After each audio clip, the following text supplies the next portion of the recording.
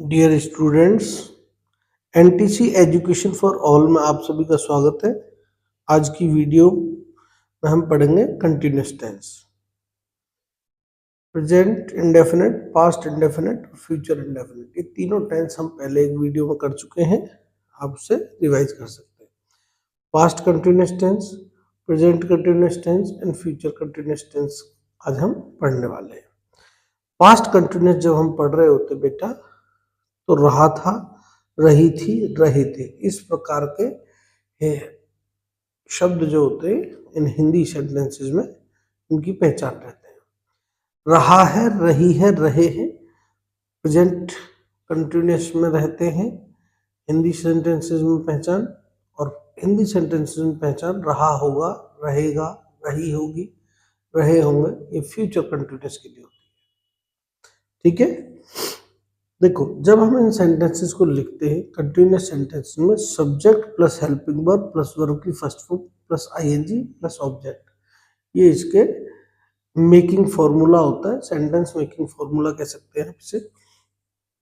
जब हम पास्ट में जाते हैं तो यहाँ सब्जेक्ट प्लस जो हेल्पिंग वर्ब है बेटा, जो पास्ट में है वो वाज और वर इस्तेमाल होती है।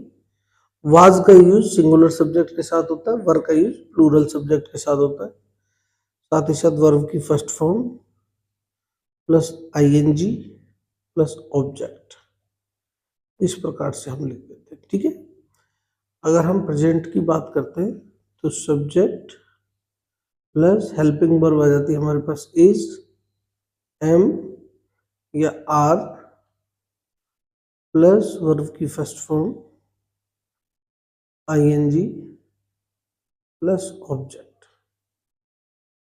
ठीक है, फ्यूचर में अगर हम करते हैं तो सब्जेक्ट प्लस विल या शैल प्लस बी का इस्तेमाल करते हैं बेटा, यहाँ वर्ब की फर्स्ट फॉर्म आ जाती है, साथ में आईएनजी प्लस ऑब्जेक्ट। ठीक है, कुछ हिंदी वाक्यों के साथ हम लोग इन्हें सीखेंगे, जैसे वह बाजार जा रहा था। ठीक है, ही वॉज, ही एक सिंगुलर सब्जेक्ट है, he was going to market. ठीक है, हम अपना पाठ याद कर रहे थे।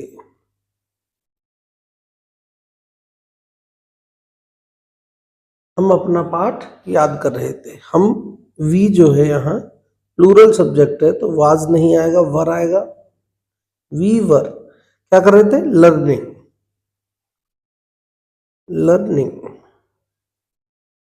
अवर लेसन, है ना बेटा, we were learning our lesson. ठीक है, इस प्रकार से आप इसे समझ सकते हैं। तुम एक पत्र लिख रहे थे। ठीक है, तुम एक पत्र लिख रहे थे। यू भी एक प्लूरल सब्जेक्ट है, you were writing a letter. ठीक है बेटा, इसी प्रकार प्रेजेंट कंटिन्यूअस में आ जाते हैं। वह खाना पका रही है। यहाँ इज एम आर होता है, सिंगुलर के साथ इज लगाए थे, है ना। She is cooking food. ठीक है बेटा, शी इज कुकिंग फूड। मैं अपने कपड़े धो रहा हूँ, धो रहा हूँ। I am washing my clothes, my clothes, मैं अपने कपड़े धो रहा हूँ। ठीक है बेटा, चलो आप एक गीत गा रहे हो, गा रहे हो, आप एक गीत गा रहे हो। You are singing a song. ठीक है बेटा, जब हम फ्यूचर में आते तो तुम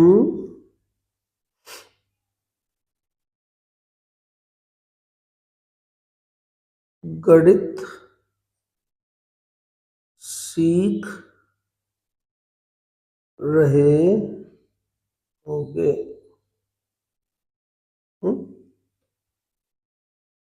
तुम, यू के साथ किसका प्रयोग होता है? विल का प्रयोग होता है। You will B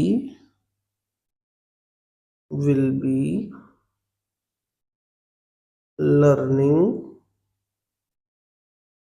maths. ठीक है, हम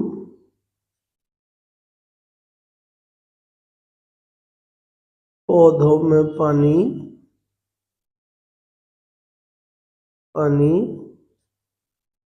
दे रहे होंगे, हम पौधों में पानी दे रहे होंगे। We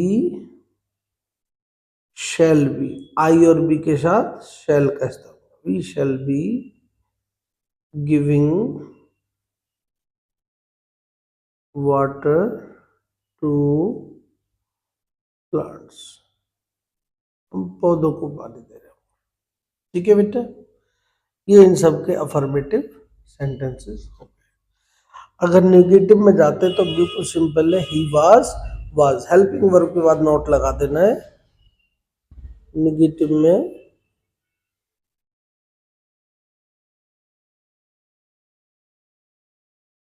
he was not going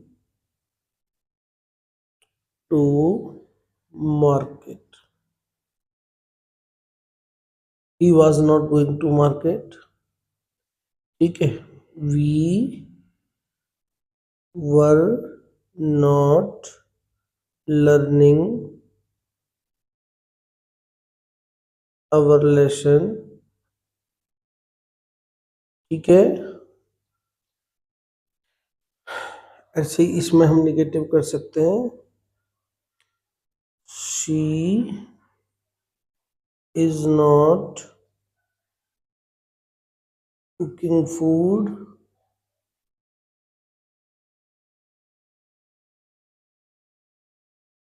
I am not washing my clothes,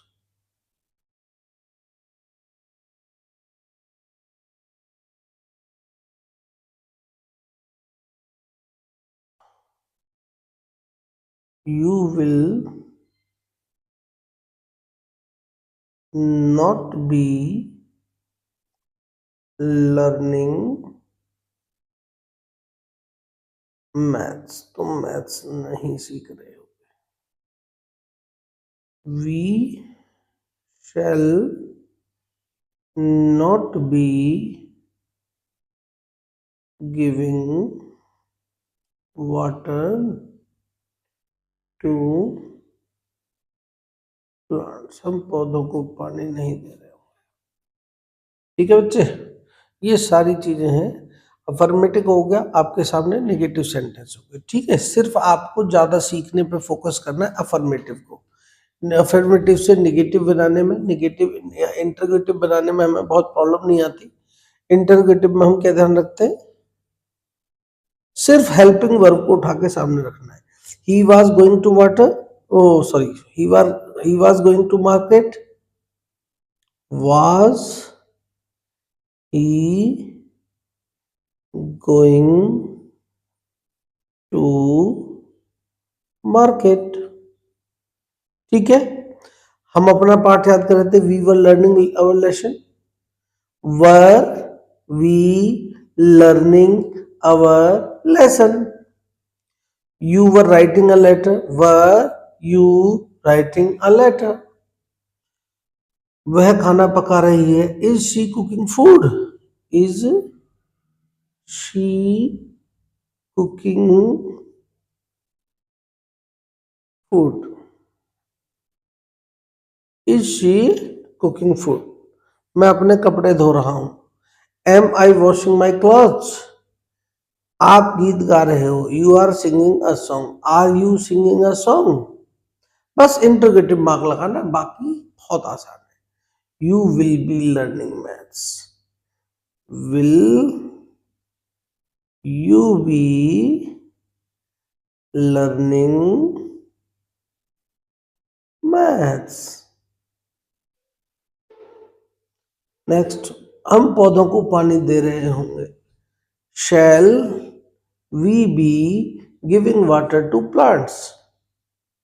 ठीक है बेटा, आप इसे ध्यान से पढ़ेंगे। साथ ही साथ अगर कोई भी प्रॉब्लम रहती है तो आप मुझे 9582363751 पर व्हाट्सएप करके भी संपर्क कर सकते हैं। Thank you.